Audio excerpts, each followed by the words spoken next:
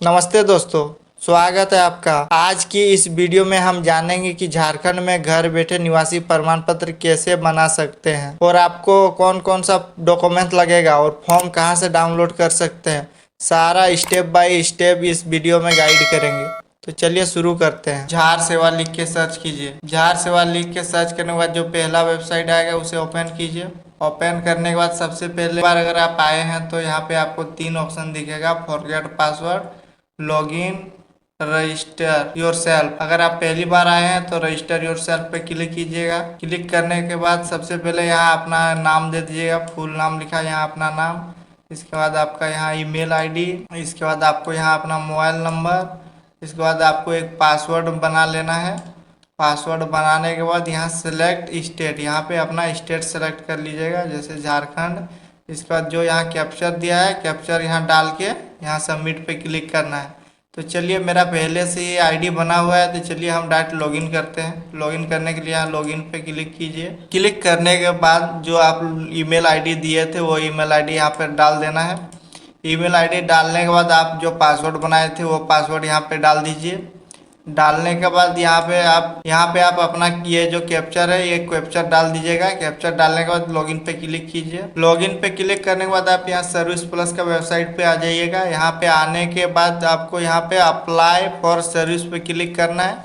इसके बाद क्लिक करने के बाद यहाँ पे व्यू ऑल अवेलेबल सर्विस, इस पे क्लिक करना है। क्लिक करने के बाद आपको यहाँ पे सर्च बार दिखेगा, तो यहाँ पे आपको सर्च करना है। यहाँ पे लिखना है लोकल रजिस्टर। लिखने के बाद आपको यहाँ पे यहाँ पहले नंबर में issue of local resistance certificate, तो ये आपका डीसी या एसडीओ का लेवल हायर लेवल से बनता है। यहाँ पे देखिए लिखा हुआ है। अगर आप पहली बार आ रहे हैं तो आपका सर्कल लेवल में बनेगा। सर्कल लेवल में बनाने के लिए आपको यहाँ पे दूसरे नंबर में जो है इस पे क्लिक करना है। ये सर्कल लेवल द्वारा बनता है। तो यहाँ पे क्लिक करने के बाद यहाँ पे आपको 2 टाइप का बनता है, एक तत्काल, एक नॉर्मल। तत्काल में आपको रीजन देना होता है, किस रीजन से बना रहे हैं, एजुकेशन, एम्प्लॉयमेंट, एडमिशन या कोई भी रीजन है तो आप यहाँ से दे के उसका एक अलग फॉर्म आता है, वो कर्मचारी से साइन करवा के यहाँ अपलोड करना होता है। तो फिलहाल चलिए हम अभी नॉर्मल अप्लाई करके दिखाते हैं। तो नॉर्मल पे क्लिक कीजिए। नॉर्मल पे क्लिक करने के बाद यहाँ पे लिखा है फुल नाम, तो यहाँ आपका फुल नाम, यहाँ पे आपको अपना फुल नाम डालना है। इसके बाद यहाँ लिंक, यहाँ पे आप अपना मेल है या फीमेल है जो है डाल दीजिएगा। इसके बाद आपको यहाँ डेट ऑफ बर्थ डालना है। मैरिज स्टेटस, तो यहाँ पे आपको मैरिज है या अनमैरिज है अपने हिसाब से दे दीजिएगा।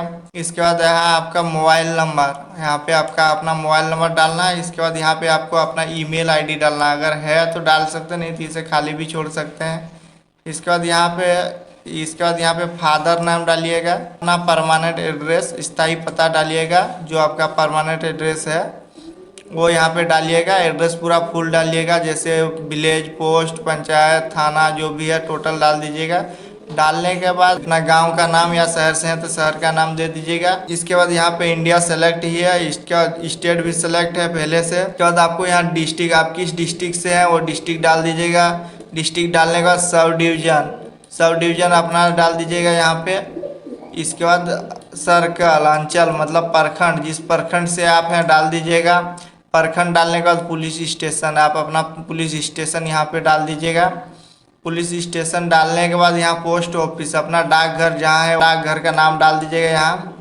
इसके बाद आपका टोला या मोहल्ला जो है यहाँ पे डालिएगा। इसके बाद अपना पिन कोड डालिएगा यहाँ पर।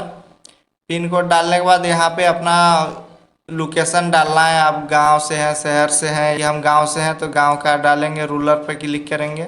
इसके बाद यहाँ ब्लॉक, अपना ब्लॉक सेलेक्ट कर लीजिएगा। उसके बाद अपना ग्राम पंचायत, जिस पंचायत से आप हैं डाल दीजिएगा यहाँ पे। डालने के बाद अपना गांव का नाम दे दीजिएगा। यहाँ पर गांव का नाम देने के बाद आप यहाँ पे ये वाला पंचायत सेवक ये वाला खाली छोड़ सकते हैं, इसको भरने का जरूरत नहीं है। इसके बाद आपको यहाँ प्रेजेंट एड्रेस, अभी जहाँ पर रह रहे हैं तो वो एड्रेस यहाँ पे आपको पूरा फुल एड्रेस डालना है। मान लिया जाए अगर आप परमानेंट एड्रेस पर ही रह रहे हैं तो वही सेम टू सेम यहाँ पे डालना है। तो यहाँ पे अपना गांव का नाम डालिएगा, यहाँ अपना कंट्री जैसे इंडिया सेलेक्ट कर लीजिएगा। इसके बाद अपना स्टेट सेलेक्ट करना है। अपना स्टेट सेलेक्ट करने के बाद अपना डिस्ट्रिक्ट सेलेक्ट कर लीजिएगा। इसके बाद आपको यहाँ पुलिस स्टेशन का नाम डालना है। इसके बाद पोस्ट ऑफिस का नाम यहाँ पे डालना है। इसके बाद पिन कोड यहाँ पे डालना है। पिन कोड डालने के बाद यहाँ पे आप ध्यान दीजिएगा, यहाँ पे 2-1 जो लिखा हुआ है इसमें क्लिक करना है। इसको क्लिक करने के बाद यहाँ पे जो झारखंड राज्य भौतिक सीमा ये वाला है निवासी, इसको सेलेक्ट करना है। यहाँ पे आपको बहुत सारा ऑप्शन मिल जाएगा, लेकिन पहले वाला ही आपको सेलेक्ट करना है। इसके बाद यहाँ पे डिक्लेरेशन बाय एप्लीकेंट ये डालना है। तो यहाँ थोड़ा ध्यान से डालिएगा। तो अपने फॉर्म में जिसमें टिक लगाए हैं वही में टिक लगाइएगा। लेकिन चलिए हम थोड़ा समझाने के लिए आपको दिखा देते हैं क्या में, चलिए हम समझा देते हैं थोड़ा। आपके माता पिता को झारखंड में स्थायी प्रमाण पत्र प्राप्त है? हाँ प्राप्त है, इसमें करेंगे। क्या आपके माता पिता पूर्वजों का खतियान में नाम दर्ज है? हाँ दर्ज है। क्या आपके माता पिता भूमिहीन है? नहीं, मेरे पास जमीन है। क्या आप झारखंड में प्रचलित भाषा संस्कृत से अवगत हैं? हाँ अवगत हैं। क्या आप स्वयं अथवा आपके माता पिता झारखंड राज्य में कर्मी हैं? नहीं है।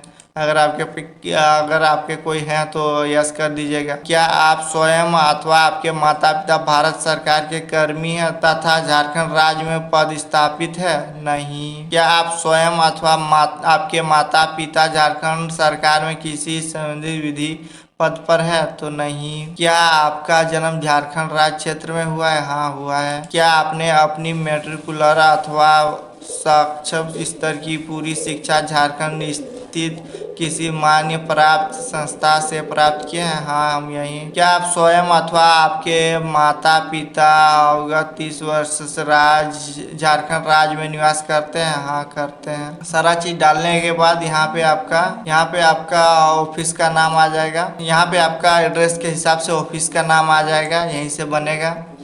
तो इसके बाद आपको यहाँ पे कैप्चर दिया हुआ है, कैप्चर नीचे में डाल के यहाँ सबमिट पे क्लिक करना है। सबमिट पे क्लिक करने के बाद आपको कुछ इस तरह का लिखा हुआ आ जाएगा। अगर आपका इसमें कोई, आप चेक कर लीजिएगा, अगर इसमें आपका कोई चीज़ गलत हो तो आप यहाँ से एडिट कर सकते हैं। अगर आपका सब कुछ सही है तो आप यहाँ अटैच पे क्लिक कीजिए। अटैच पे क्लिक करने के बाद आपको यहाँ पे सेल्फ डिक्लेरेशन ये देना होगा। तो यहाँ पे सेल्फ डिक्लेरेशन इसमें सेलेक्ट कर लीजिए।